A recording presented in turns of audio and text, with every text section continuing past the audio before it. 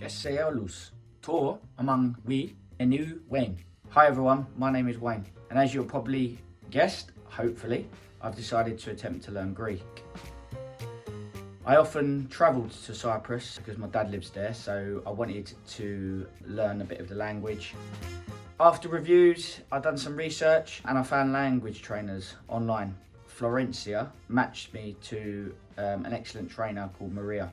Maria's been extremely patient with me throughout over the past 12 months now, helping me understand the Greek language and the accents, the many different accents that they use. We started with the alphabet and followed going into kind of role playing, ordering coffees and different items that will help me when I travel to Cyprus to see my father and go on family holidays.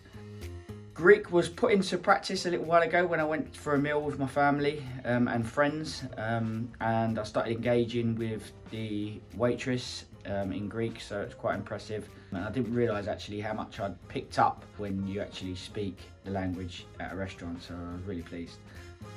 I can't recommend language trainers high enough. Not only have I had a really great trainer in Maria, but actually I've got a friend.